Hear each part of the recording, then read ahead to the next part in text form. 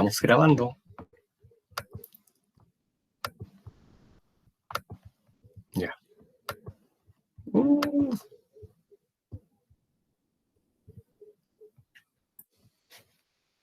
Ya.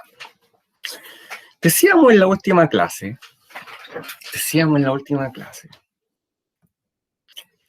hablábamos sobre la crisis de la República Parlamentaria, ¿cierto? Que era una materia ya pasada, pero que la retomamos desde cierto punto en adelante, ¿cierto? Principalmente desde la caída desde el suicidio del presidente Balmaceda, ¿cierto? Un poco antes incluso la caracterizábamos, vimos algunos vicios que tenía la República Parlamentaria y acá comenzamos, ¿cierto?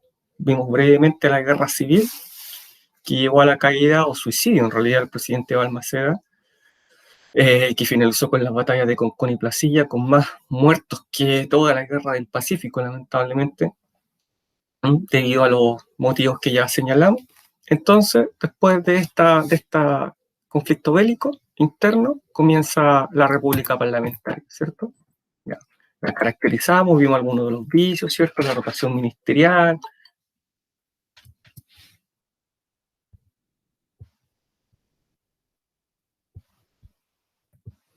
La interpelación de los ministros, ¿ya? La inexistencia de la clausura del debate, y todo eso lo explicamos largamente en la clase anterior, ¿ya? Caracterizamos ya políticamente la República Parlamentaria, luego la caracterizamos socialmente con el surgimiento de tres diferentes clases sociales, ya le podemos llamar clases sociales. Se formó una burguesía empresarial, industrial y minera, se desarrolló una clase media a partir de la gente que trabajaba para el Estado de Chile, burócratas, militares, ¿cierto? Y algunos técnicos, y también profesionales que aspiraban, por supuesto, a ser de la clase alta. Y también, lamentablemente, un proletariado obrero, minero e industrial que se forma a partir de una gran migración hacia el sector norte en busca de mejor calidad de vida, lo cual encontraron todo lo contrario en la explotación del salitre, también en el sur la explotación del carbón y también una gran migración hacia las ciudades de la zona central, las cuales, como pudimos ver, no dieron abasto para tal cantidad de gente que migraba. Por lo tanto, se produce lo que llamamos la cuestión social, ¿cierto? Las personas viven en graves condiciones de hacinamiento. Podemos ver este conventillo de la bandera, y además sin ningún tipo de protección social, de leyes sociales, y que aceleraban la mortalidad infantil, y también una gran falta de higiene.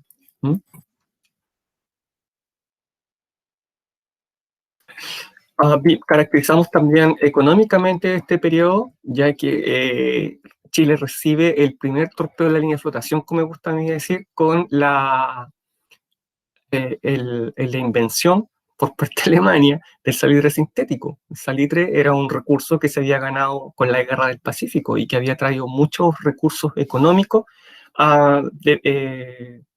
producto del impuesto que se cobraba por la exportación del salitre. Pero con el salitre sintético hubo que reconvertir la economía chilena y expandirla hacia otras áreas, tal como señaló aquí, del comercio, la industria y la agricultura, que facilita aún más el surgimiento de un proletariado obrero. ¿Ya? Salitre fue famoso en todo el mundo. Ya. Aquí ya vamos llegando a lo que nos interesa. A 1920, y vimos todo este proceso mediante el cual asiente Alessandri con una serie de promesas sociales, pero que no se pueden cumplir porque el Congreso se opone. A esto agregamos el ruido de sable, ¿cierto? Militares que intervienen en una sesión del Congreso en la cual se discute una dieta parlamentaria para los parlamentarios.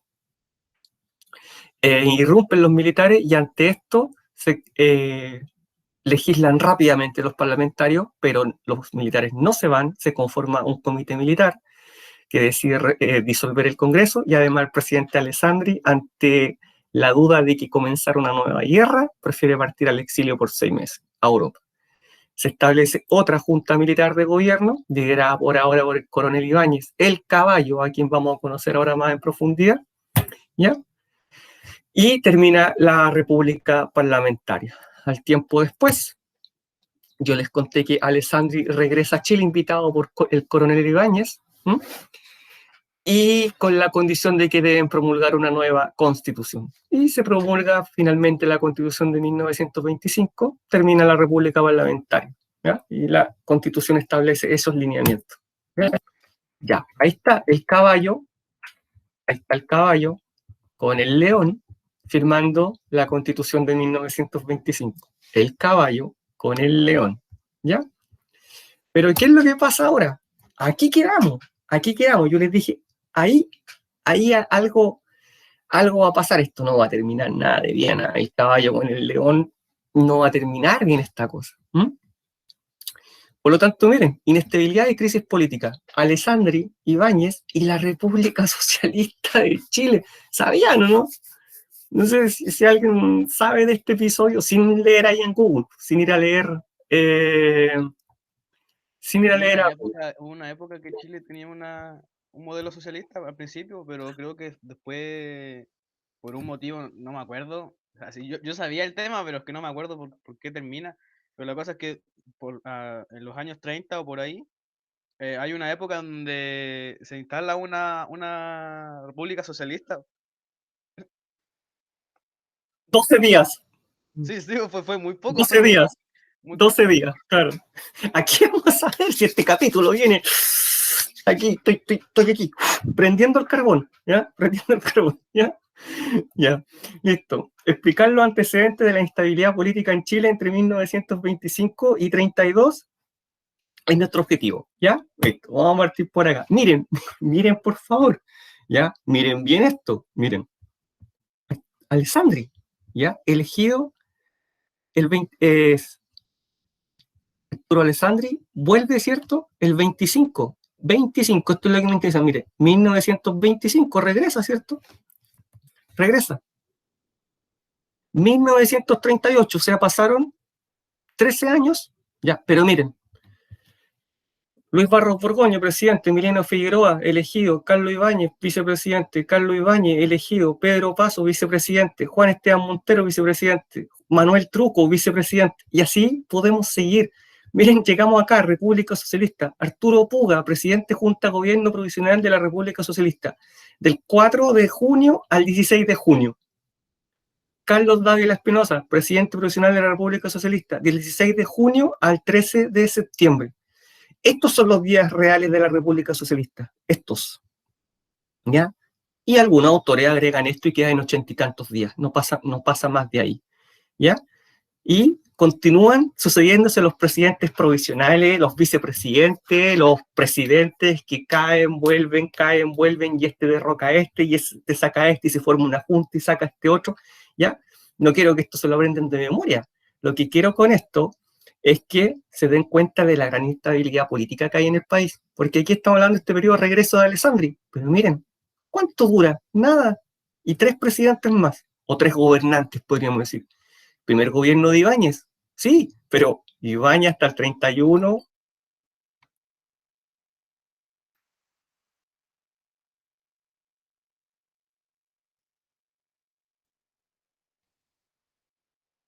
Ibáñez hasta el 31, ¿ya? Y nuevamente se van sucediendo los cambios. Pedro Paso, Juan Esteban Montero, Manuel Truco Franzani, que le va a tocar algo muy difícil a este vicepresidente Manuel Truco, ¿ya?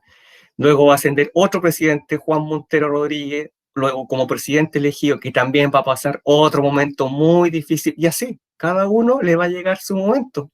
¿Ah? Y Profe, se pero sucede. por qué, por ejemplo, Alessandri él, salió electo como presidente, ¿no?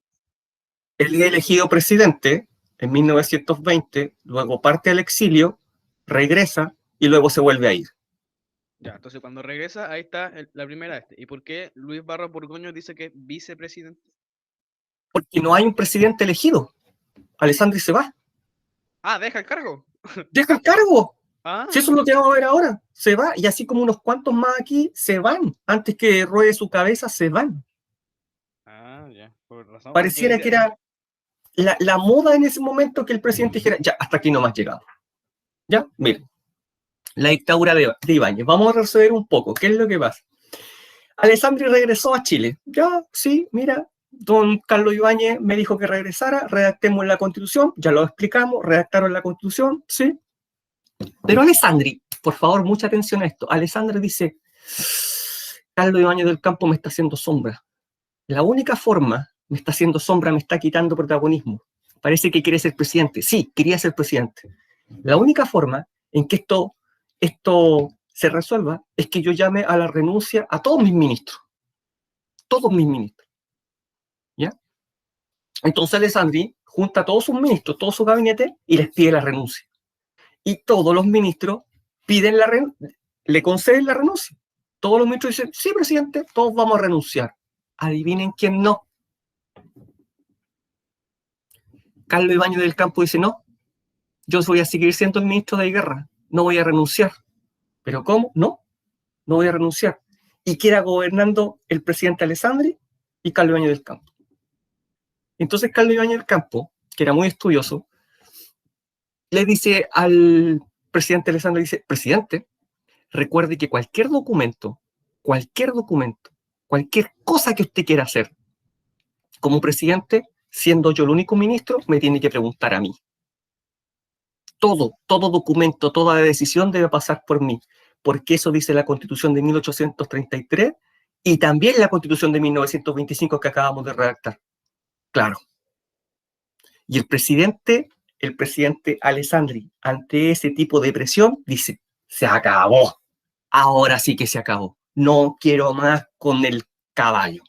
Se acabó. Así yo no puedo gobernar. No voy a nombrar más ministros, se acabó. Me voy. Y definitivamente Alessandri abandona el gobierno. ¿Y quién es el único ministro que queda? Carlos Ibáñez del Campo. Y él dice, sí, podría ser. Ya se imaginará usted, podría ser yo el presidente ahora. ¿Podría ser yo el presidente ahora?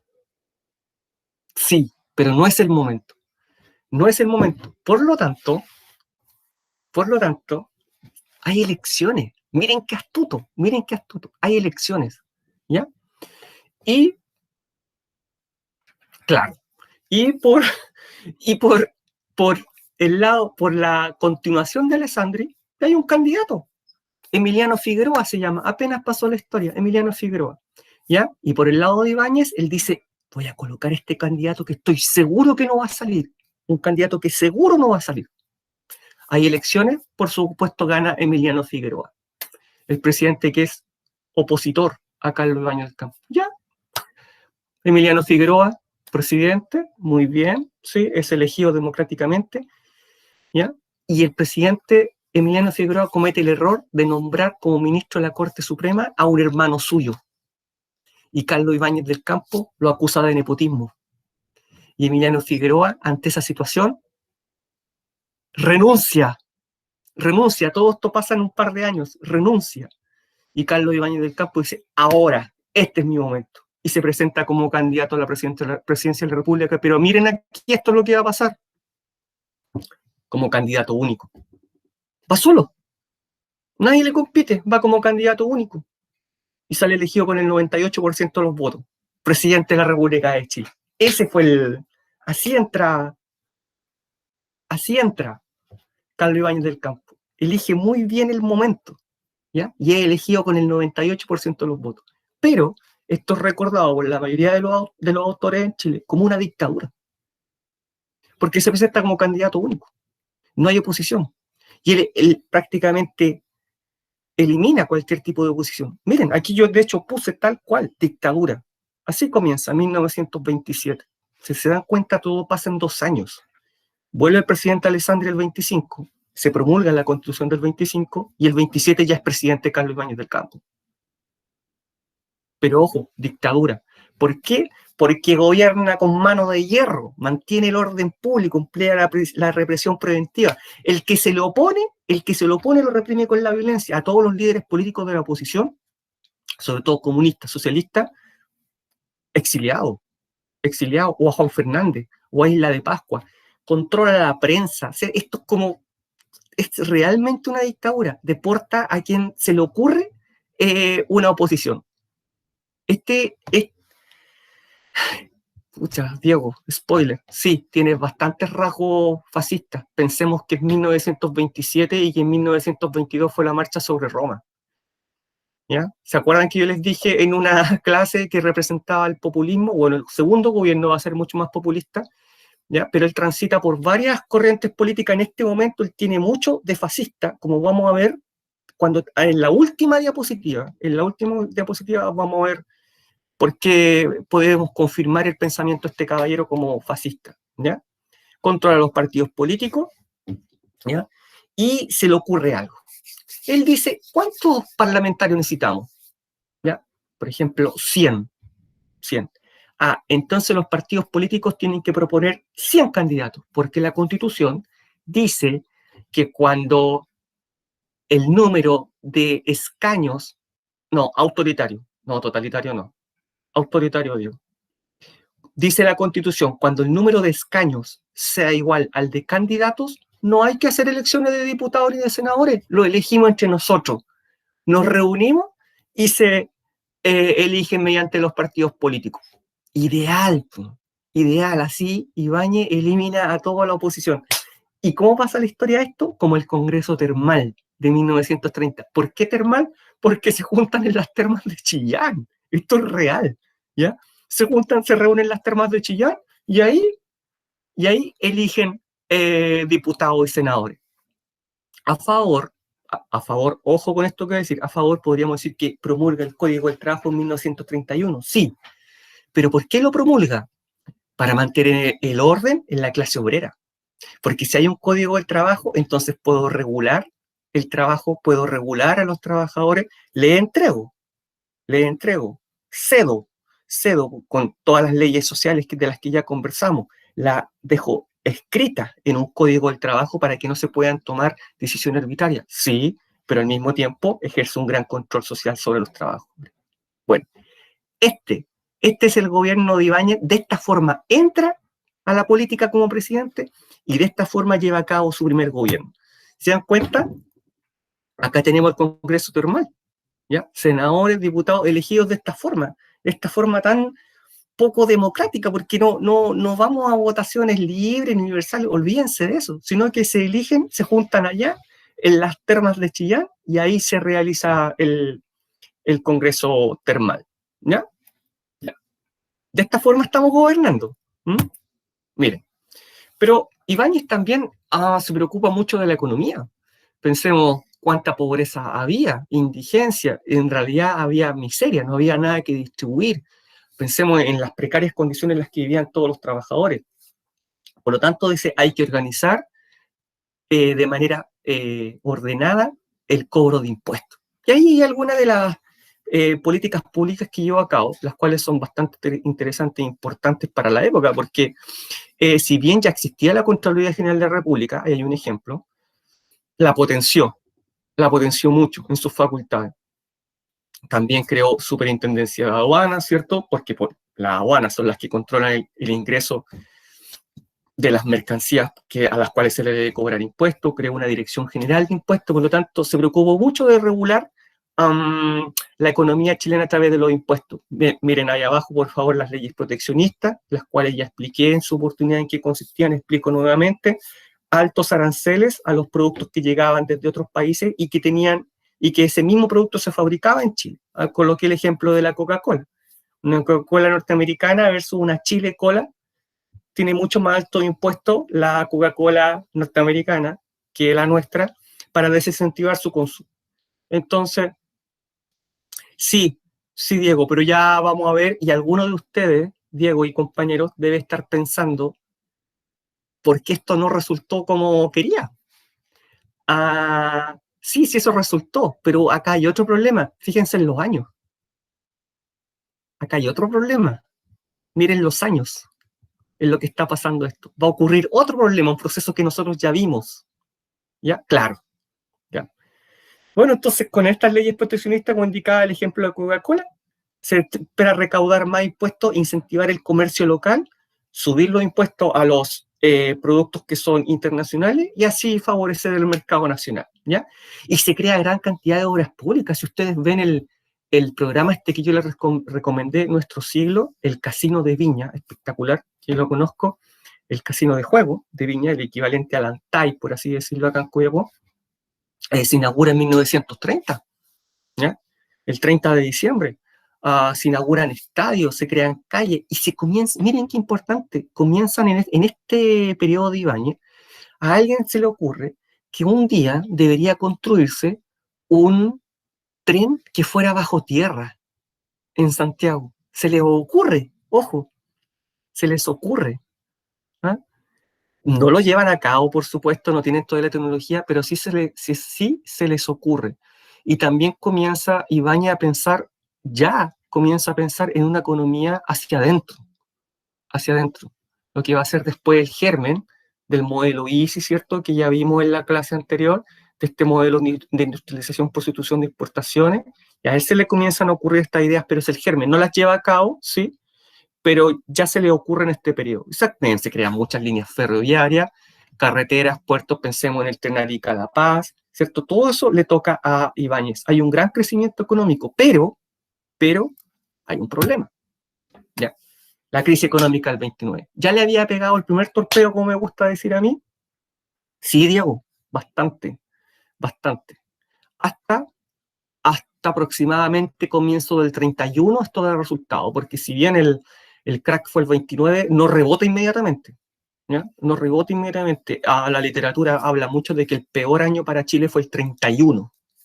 ¿Ya? El 31, no el mismo 29 ni tampoco el 30. Una muestra de esto es que el Casino de Viña se inaugura el 30 de diciembre del 30. ¿Ya? Por lo tanto, todavía había una bonanza económica. Pero este rebote de la crisis económica del 29 comienza a llegar a Chile. Como dice ahí hay un dato, el comercio cae un 75%. Se paralizan las salitreras. ¿Por qué se paralizan las salitreras? Pensemos primero, se inventó el salitre sintético. Ya, primer factor. Segundo, si los países que le seguían comprando salitre a Chile estaban súper afectados por la crisis económica de la caída de la bolsa del 29, ¿van a estar gastando dinero en comprar salitre? No. ¿Mm? Claro, justamente se le fue la demanda, por lo tanto, como no hay demanda, los precios caen al suelo.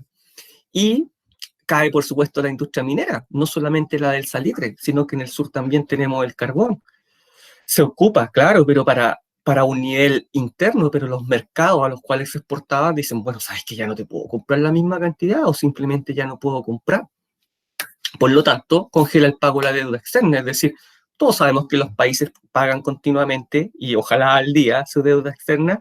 Chile debe congelar su deuda externa, se deja de pagar. También se deja de pagar los sueldos a los empleados públicos. Imagínense lo increíble que es para nosotros pensar en eso hoy en día. Es como que a los militares, a los trabajadores de las municipalidades, a todo el aparato público se les dejara de pagar el sueldo. O sea, ni siquiera lo podríamos imaginar el día de hoy. Y esto, por supuesto, genera gran descontento social, gran protesta de sectores, sobre todo gremiales y universitarios.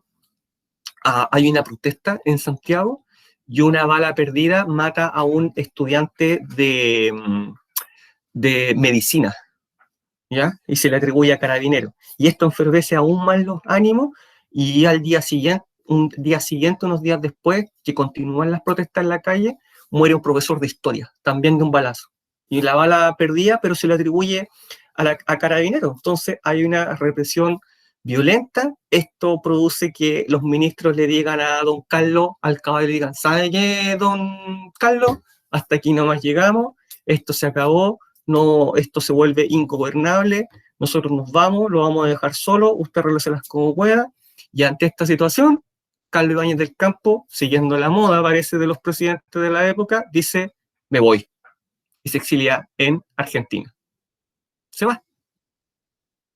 va, el 31, no puedo más con esta crisis. Y ahí está la gente celebrando la caída de Ibáñez el 31, se fue Carlos Ibáñez del Campo. Es decir, es muy voluble, muy volátil, cambia con el viento, el apoyo de las masas. Sí, no, sí, esto es...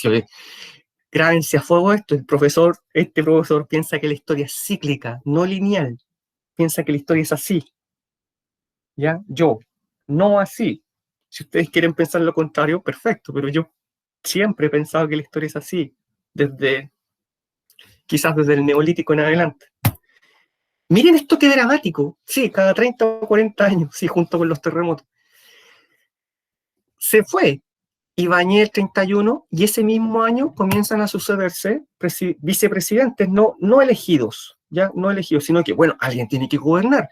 ¿Quién es el vicepresidente? Coloquemos al vicepresidente aquí. En este caso, Truco era el apellido, y le tocó enfrentar toda esta situación una vez que Ibáñez se fue, ¿ya? Y la Armada, miren esto cortito, la Armada de Chile, a la Armada de Chile ingresaban todos los años nuevos reclutas, nuevos marinos, ¿cierto? Jovencitos, tal como yo entré un día. Bueno, en este tiempo, 1931, pensemos el auge que tuvieron los movimientos de obreros, los movimientos sindicales, ¿ya? Con una gran participación de gente con ideas socialistas y comunistas. Bueno, esta gente entró a la Armada, nada se lo impedía, entró a la Armada y se dieron cuenta que en la Armada se reproducían las mismas injusticias que habían en la vida civil. ¿Ya? Bueno, entraron a la Armada, les pareció que habían cosas malas y comenzaron a convencer a la marinería de sublevarse, de amotinarse. Y lo lograron. Lo lograron en septiembre, ¿no?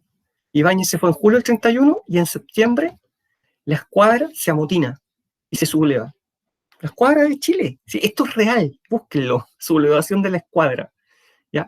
Sublevación de la escuadra. Y se subleva y zarpa a Coquimbo. ¿Ah? A Coquimbo. Otras unidades en tierra también se sublevan, pero les va mal, son rápidamente suprimidas por el ejército, sobre todo en Talcahuano. Pero la escuadra zarpa a Coquimbo, ahí está en Coquimbo, ¿ya? Y comienza la negociación, ¿ya? Con una mesa de oficiales que negocia desde tierra.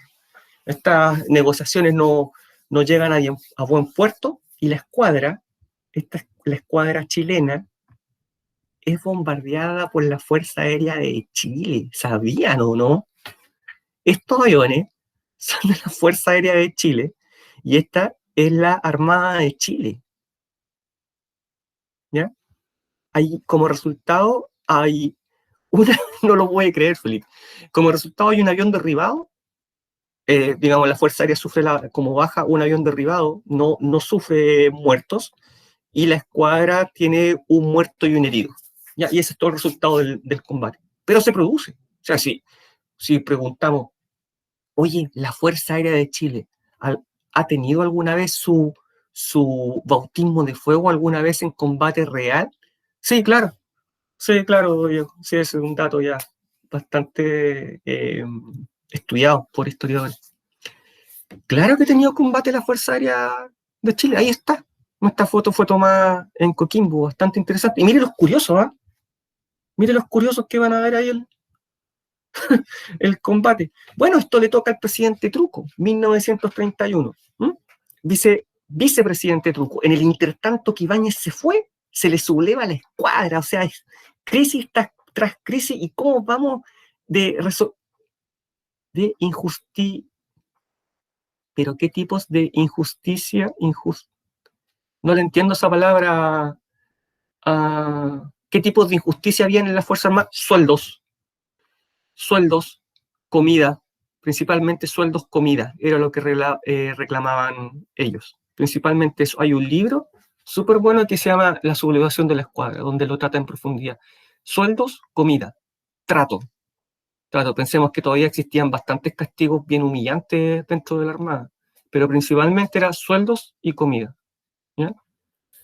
Claro, bastante experiencia. Bueno, todos los ejércitos del mundo, todos los ejércitos del mundo, no todos, pero digamos que la mayoría de los ejércitos del mundo tienen alguna experiencia de tipo guerra civil, donde las fuerzas armadas de un país se dividen, lamentablemente. Nosotros tenemos, yo así, ahora les puedo decir que conozco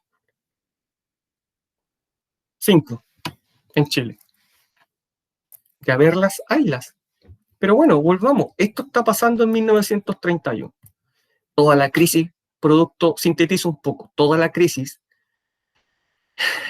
que llega a Chile a partir de 1931, que llega desde Estados Unidos, ¿cierto?, con la caída de Wall Street, le afecta económicamente a Chile con todos estos factores que ya revisamos.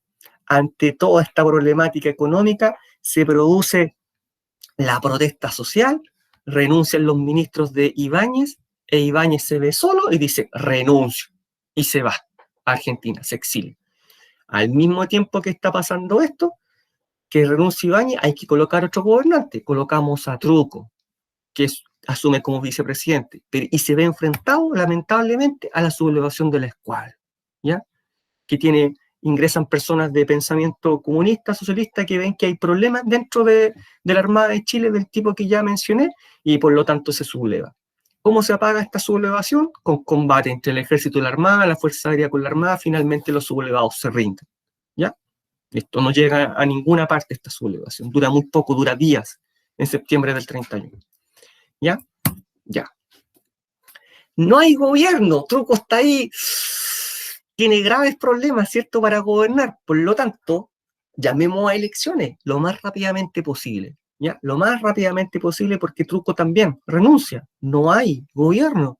Entonces, todos miran a esta figura política, don Juan Montero Rodríguez, ¿ya? Y don Juan Montero Rodríguez lo quieren nombrar presidente. Y él dice, no, no. Lo nombraron presidente, como un cargo así como presidente interino. ¿Mm? Pero él dice, no, esto tiene que ser democrático. Y llaman a elecciones. Hay elecciones, ¿cierto?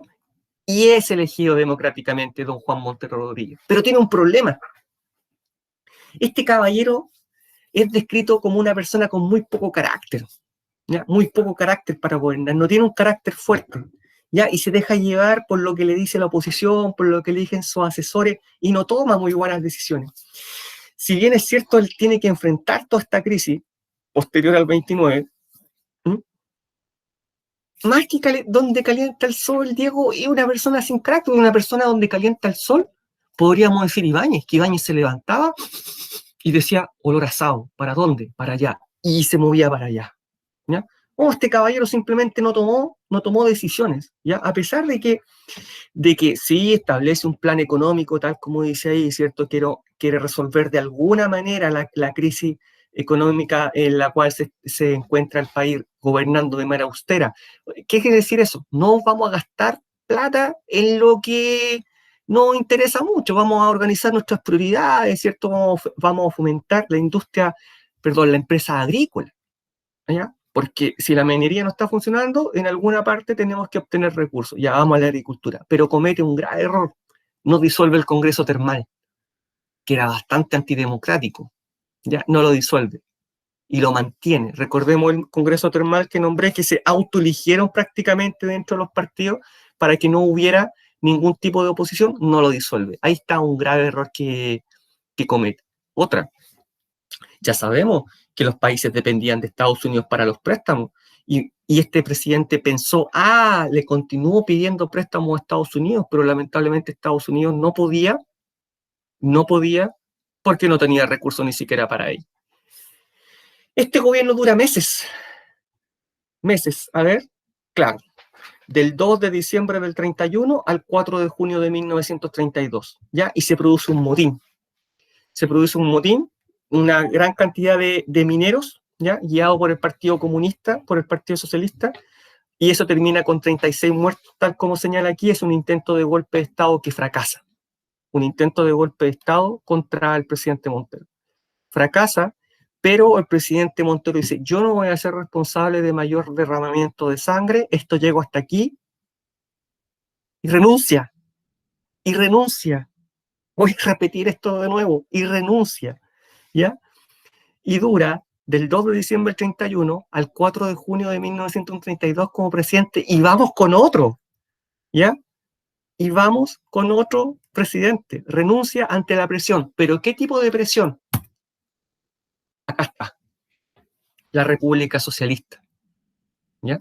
Se produce este golpe de Estado, ¿ya? Se produce este golpe de Estado, Montero decide que tiene que renunciar para evitar más derramamiento de sangre, pero se da este golpe de Estado, ¿ya? Un segundo golpe de Estado, ¿ya? ¿Por parte de quién? Por parte de 4 personajes que ya vamos a conocer. Es una junta de gobierno cívico-militar. Militares, civiles. Uno es del ejército, de las Fuerzas Armadas, uno del ejército, el otro es de la Fuerza Aérea. De la Fuerza Aérea, que, miren qué extraño para la época. Una persona del ejército y de la Fuerza Aérea, junto con civiles, se juntan para proclamar una república socialista. Porque era el momento, el momento de ese pensamiento político, ¿ya? Sí, lo mismo diría yo, Felipe, es el momento de ese pensamiento político. ¿Por qué? Eran, se refiere, eran unos solo que estaban de acuerdo, sí, estaban de acuerdo, pero ese acuerdo dura días, Diego. Mira, ahora vamos a explicar O sea, bien. la pregunta es que había un solo uniformado del ejército y un solo uniformado Sí, de la Fuerza Aérea. los Claro. líderes, sí, los líderes, uno y uno, y los otros dos eran civiles. Ahora, ¿cuánto dura esto? Ya vamos a dar cuenta que, nos vamos a dar cuenta que dura bastante poco por desacuerdos dentro de la misma junta. Vuelvo atrás para explicar. Estaba este presidente, don Juan Montero Rodríguez, que trata de reconstruir la economía chilena. No da resultado por los motivos ya señalados. Hay un primer intento de motín del Norte Grande, que termina con muertos. El presidente Montero ya decide renunciar, ¿ya? Pero finalmente es derrocado. ¿Derrocado por quién? Por un golpe de Estado, no violento.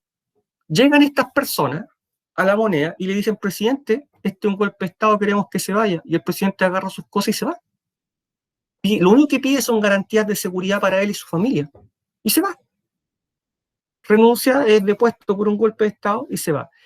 ¿Quién lo depone? Una junta de gobierno cívico-militar, ¿ya? Conformada por un militar, un aviador y dos civiles. ¿Quiénes son estos caballeros? Marmaduke Grove, Eugenio Mate, Carlos Dávila, Arturo Puga. No me interesa que se aprendan los nombres de memoria, solo que comprendan la situación que se está viviendo.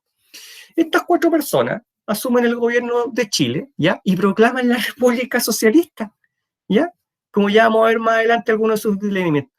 Pero el Partido Comunista, que es el PC, que está aquí, ya no es, eso es el Partido Comunista, dice, esto huele mal, porque hay militares aquí.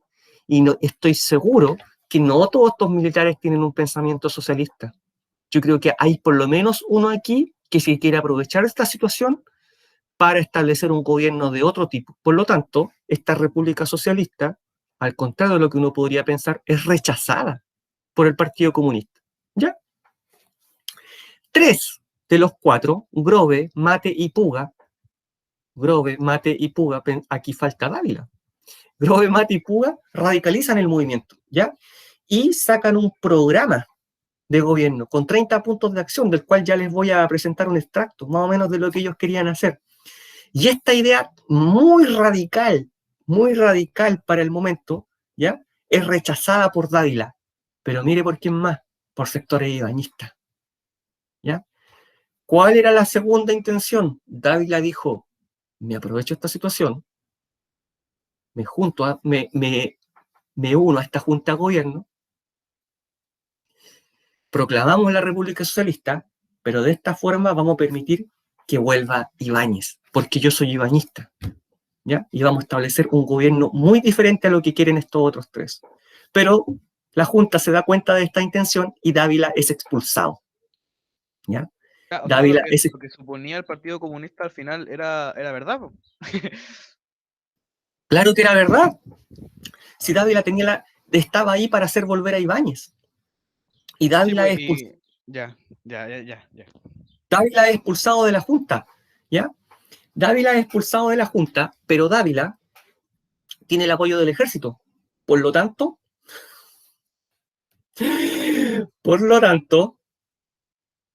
da un nuevo golpe de Estado, una nueva acción militar, ¿ya? Y esta nueva acción militar le permite que a Grove y Mate, que habían proclamado la República Socialista, sean arrestados y exiliados a Isla de Pascua.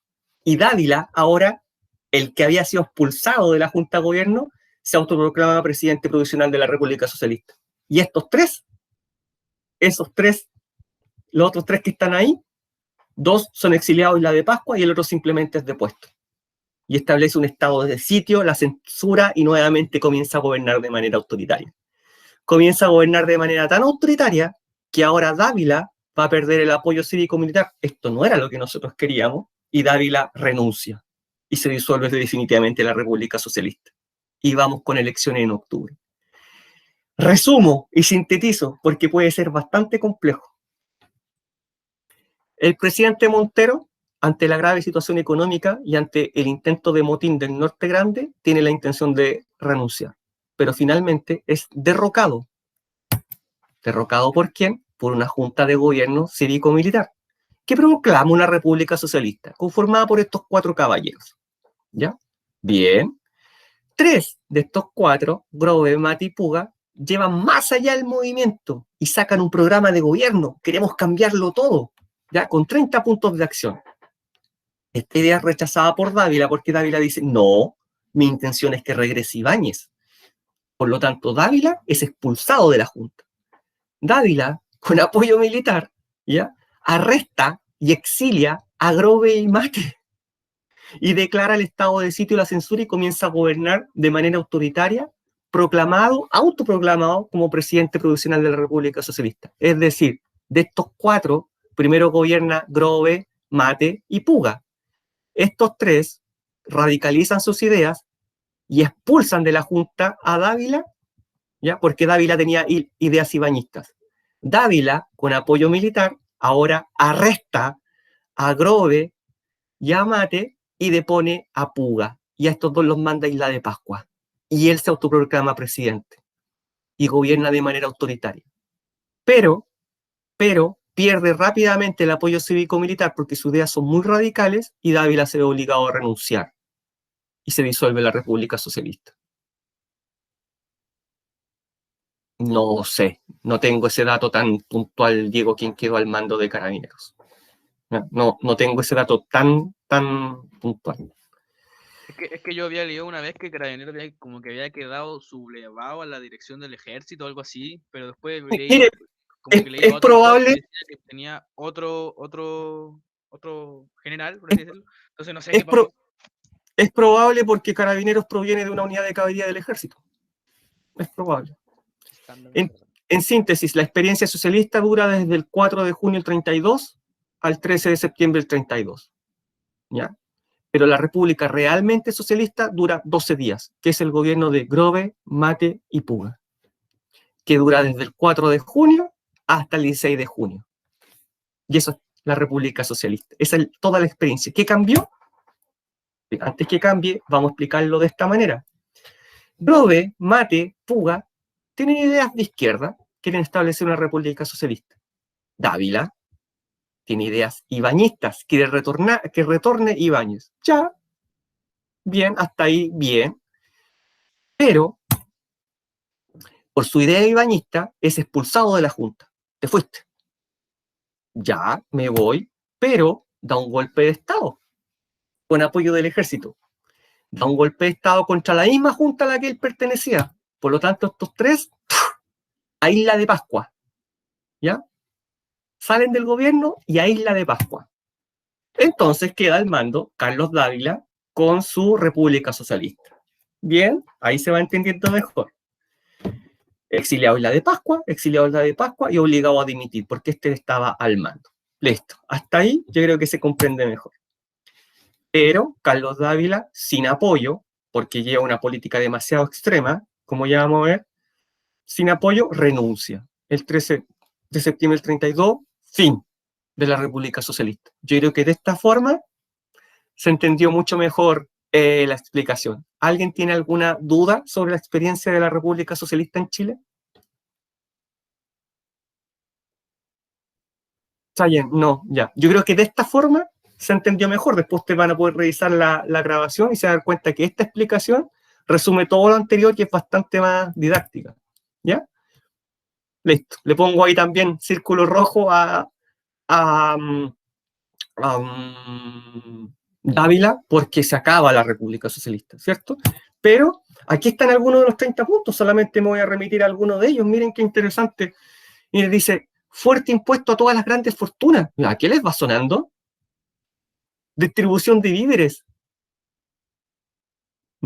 Qué interesante, ¿ya? Aumento el impuesto complementario sobre las rentas superiores a 36.000 pesos anuales. ¿Les suena a algo o no les suena a nada? Expropiación de los depósitos en moneda extranjera. Yo creo que les va sonando algo. Disolver el Congreso Nacional. Miren, era súper radical, ¿ya? Era súper radical. inmediata destinación de los fondos, dice ahí, fondos fiscales, ¿ya? De los pertenecientes a los morosos en falencia ante las instituciones de crédito. Ya voy a explicar eso. Revisión de los sueldos, pensiones y jubilaciones. Reorganización, selección y reducción de las Fuerzas Armadas. Yo me río porque comprendo esto que se parece mucho a algunas propuestas políticas actuales de hoy, de este segundo, que hoy se discuten en el Congreso. Y esta gente la estaba pensando en este tiempo, ¿ya? No dio resultados, no decir lamentablemente, porque cada uno hará su juicio. Y no solamente ella, Diego, hoy día esto es lo que se está discutiendo por parte de muchos sectores políticos. Y mire este otro, por favor. Estudio de la organización de una asamblea constituyente a base funcional que dictará la nueva Carta Fundamental del Estado, o sea, la nueva Constitución. ¿Qué profeta? Los profetas de la época. Claro, es ese sector político de hoy en día, pero ya hablaban de esto, pero duró tan poco que no se pudo concretar. Pensemos en el grave problema económico en el que se encontraba Chile y no se concretó. ¿Qué se concretó? Lo que dice relación con esto, yo se los voy a explicar.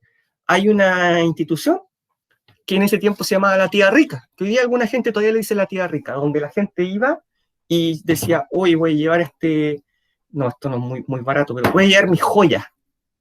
Y ahí le entregaban dinero. Ya era préstamo cambiario. Entonces yo dejaba empeñada mis joyas y me llevaba dinero, por la situación precaria que existía. Y esta junta, en su poco tiempo que duró, ordenó devolver todo. O sea, se tasaba, pero yo entregaba mis joyas, por ejemplo, o lo que fuera, algo de valor. Lo entregaba ahí y yo recibía dinero a cambio, ¿ya? Con el compromiso de devolver el dinero en tal cantidad de tiempo. Si yo no devolvía el dinero en tal cantidad de tiempo, perdía la joya. La joya pasaba a ser de la tía rica, ¿ya? Eso hoy día también funciona, ¿ya? ¿Qué ordenó la Junta? Devolver todo. Claro, justamente eran las garantías, devolver todos esos bienes de valor, porque la gente no se merecía que perderlos de esa forma. ¿Ya? Eso fue una medida que se concretó. No más que eso, porque estuvo muy poco tiempo, pero las ideas, miren el peso de las ideas que tenían. Esto es para este momento, para este periodo histórico, por supuesto que era valorado por la gente. Por supuesto que sí, si alguien le ofrece todo esto en pleno contexto de crisis económica. Por supuesto que va a ser aceptado.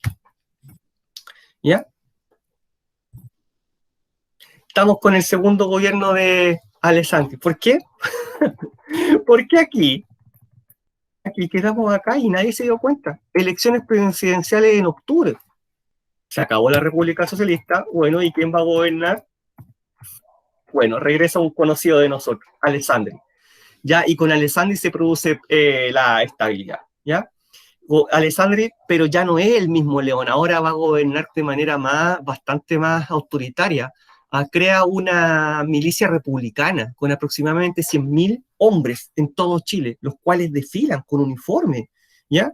Y eso es para controlar las Fuerzas Armadas y que las Fuerzas Armadas no actúen más en política, por ejemplo. Esa es una de las intenciones.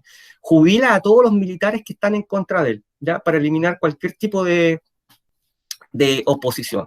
Usa el estado de excepción, reprime las protestas muy violentamente, ¿ya? Muy violentamente, y comienza a caminar hacia la recuperación económica. Se vuelve a reanudar el pago de la deuda externa, hay gran cantidad de construcción de obras públicas, ¿ya? Aquí comienza recién nuevamente para Chile la recuperación económica. Y mire la ley electoral, mire las mujeres.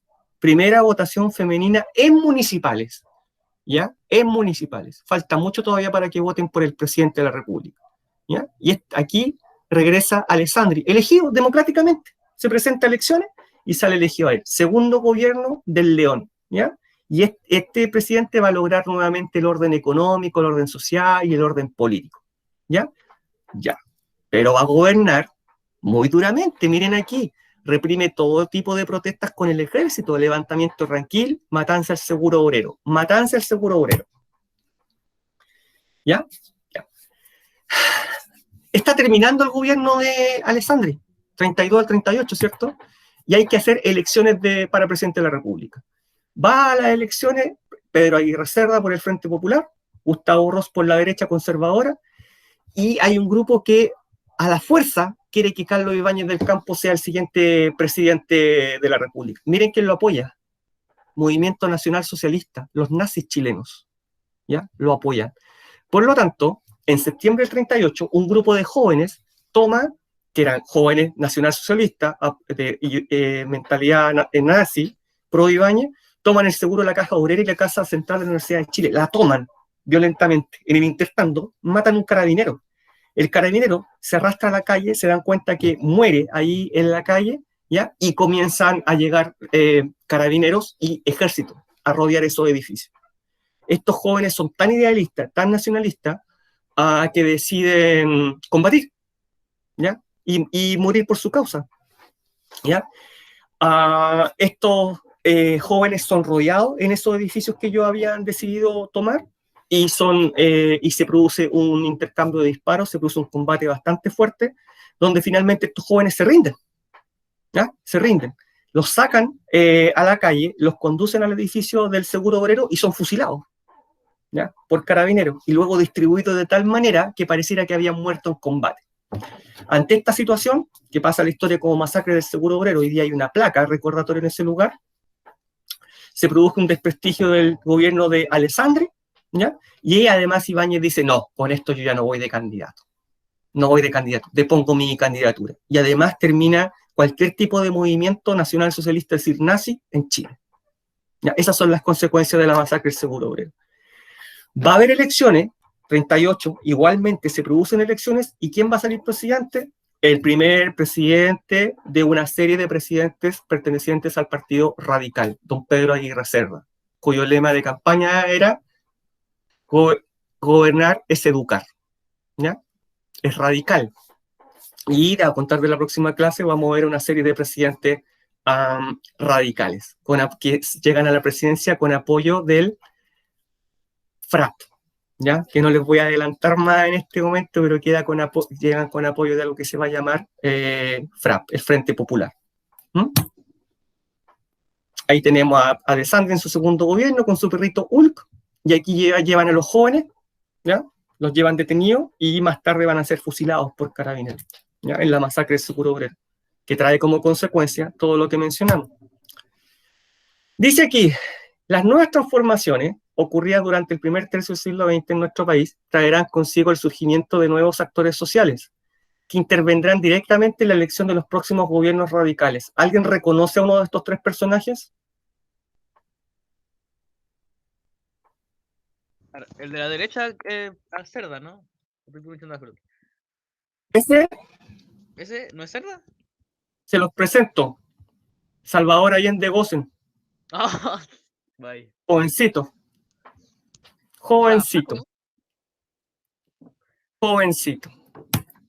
¿Ya? Hay una de las imágenes de la masacre del Seguro Obrero. Perdón, de los combates, ¿cierto? Cuando se estaba combatiendo entre los carabineros y los jóvenes que disparaban de los edificios. ¿Ya? Esto fue bastante grave, ¿eh? Ustedes lo pueden estudiar, se los sugiero. Bien, pues, dudas, preguntas, consultas.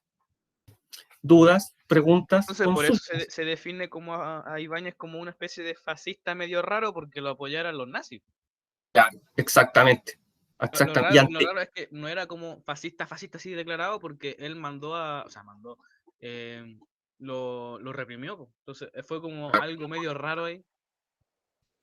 Claro, porque él era el que, como dijo usted en alguna oportunidad, él era más donde calienta el sol. Aprovechaba las oportunidades. Claro. Sí, pues esa es la definición de populista. Entonces. Claro. Ahora, dudas, preguntas, consultas, alguien tiene porque podría haber llegado a ser bastante complejo. Pero recordemos que siempre está el canal abierto para preguntarle al profesor. ¿Ya?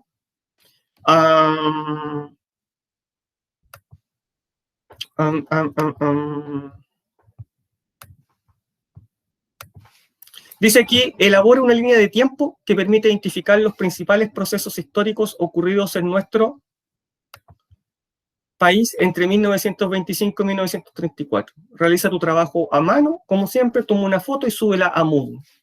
¿Ya? ¿Cuándo era la fecha máxima de subida de las actividades de este periodo? Esto es 18 de junio. 18 de junio. 18 de junio, todas las actividades 18 de junio. Ya. Algo similar a esto, pero no tan detallado. ¿ya? Algo similar a esto, pero no tan detallado. Basta con que una hoja de papel, una línea, y comiencen a colocar los hechos más importantes del periodo. Nada más que eso, ¿eh? Nada más que eso. ¿Por qué? Porque determiné esa tarea, porque lo que uno se puede perder aquí es en qué pasó antes y qué pasó después. Y a mí, si alguien lo quiere hacer el computador, puede, ¿ya?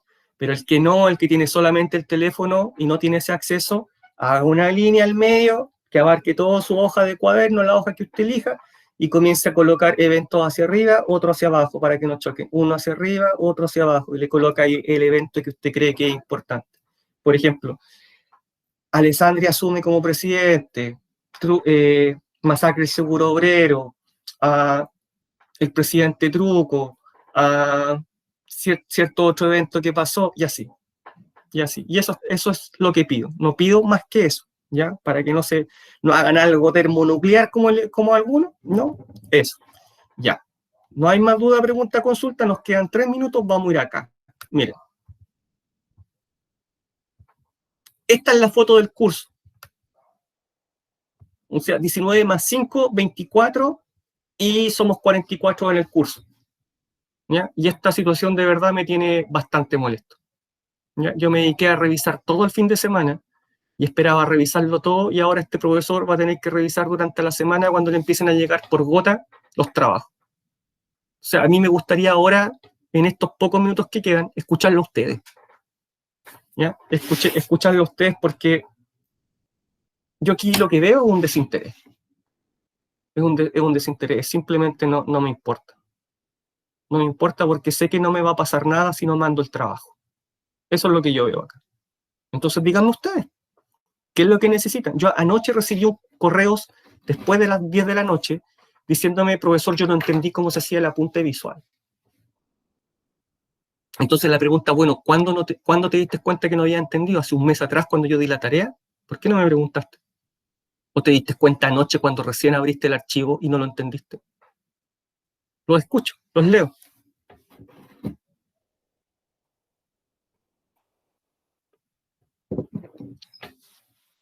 Perfecto, Rocío.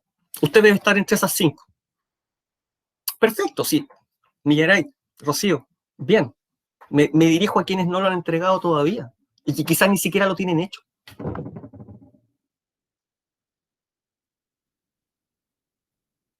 A eso me refiero. Y que por supuesto nadie está dando ninguna explicación. Es la única forma de que sus padres puedan acceder al informe de nota. Claro, claro, me imagino que sí, Antonella. Claro, hay un gran esfuerzo. Habían algunos espectaculares que yo ojalá le hubiese podido colocar un 10, pero mi nota máxima un 7. ¿Ya? A otros que se notaba que lo habían hecho con mucho esfuerzo, pero no habían visto la rúbrica. Por lo tanto, les faltó bastante. Y otros que me colocaron la república parlamentaria ahí, siendo que la república parlamentaria no entraba en el apunte visual. Me cuesta un poco entender. ¿No? Pero nadie de los que no ha mandado el trabajo, nadie me ha dicho: profesor, mire esto, esto y esto otro. Nadie. No veo ahí ningún comentario, ni nadie ha encendido el micrófono para decirme: profesor, esto es lo que pasa con el trabajo. 2 días. 2 días se demoró. ¿Y el resto? Yo voy a seguir enviando correos con copia a sus profesores jefes, ¿ya?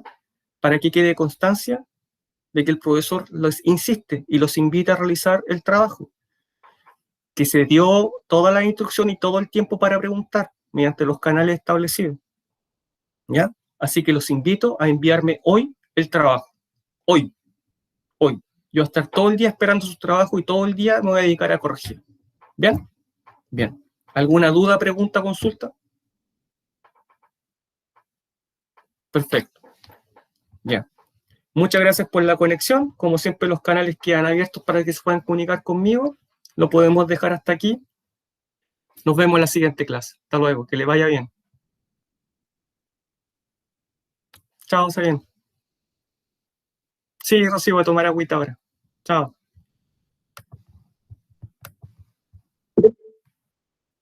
Chao, Javiera. Pía. Sí, sí. Chao, Maximiliano.